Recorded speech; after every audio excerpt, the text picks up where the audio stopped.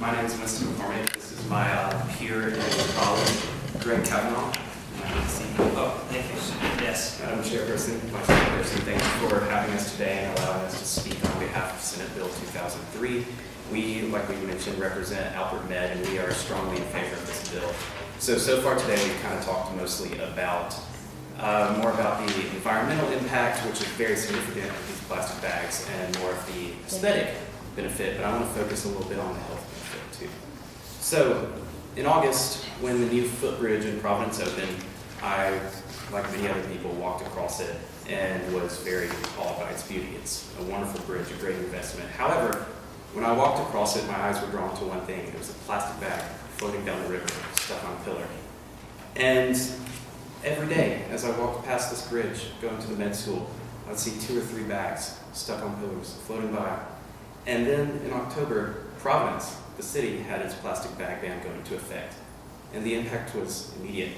Within probably a week, I went from seeing plastic bags every single day in that water to only seeing them once per week at max. And so beyond this aesthetic benefit, there is a demonstrable health benefit.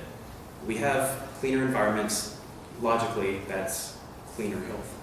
So we all know the more obvious health effects of plastic bags on animals. We've seen the pictures, but plastic bags can hurt human health too, just in more skillfully, subtly sinister ways. First of all, plastics, especially those not directly tied to consumer consumption, can leach toxic chemicals into the water supply, and these can cause reproductive harm, even cancer. So these chemicals are either directly consumed through drinking water or are stored in seafood that is then eaten through a process called bioaccumulation.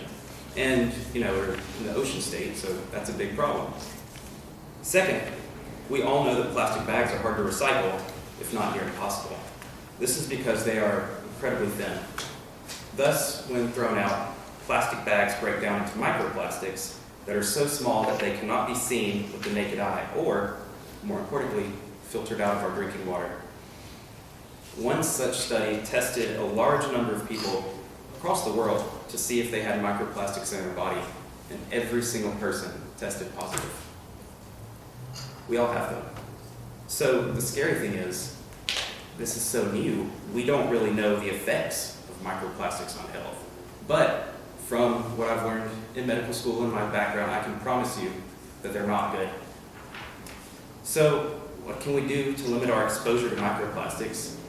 We should cut back on the use of plastics that break down into microplastics in the first place. So we know laws like this one can have an impact. Just look at Providence itself, the story I mentioned earlier. It's happened with people all across the city. They've noticed the same thing. We should pass this bill. But not only that, we should let this bill be a sign that Rhode Island is on the forefront of reducing our society's reliance on plastics. The data are clear. Plastics are around us, and they are in us, and there will be health effects. This bill is a great step in the right direction to protect the health of Rhode Islanders.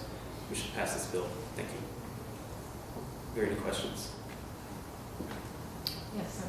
Is there a study that you know on the amount of plastics in the body that has been proven to be carcinogenic? No, like I mentioned, this is a very new phenomenon. So to test for carcinogenesis takes years. It takes 20, 30 years. So we don't know the limits. We don't know the exposure. And that, to me, is a little more scary. So there may be studies on the way now. We just don't know. We don't have. Absolutely. Like I mentioned, it's going to take decades to have full, clear-cut epidemiological evidence for that. But we do know that the chemicals that plastics can leach out and the chemicals that plastics can soak up and then leach out have been proven without shadow of a doubt to be carcinogenic before. Absolutely. Well, it looks like you're on the edge of, or cutting edge of something new in the medicine world. So hopefully you'll be able to have some input on that somewhere along the line. And if you do find some study or information on that, we'd certainly be interested in. Yes, absolutely. Sure. Any questions? Thank you very much for your work.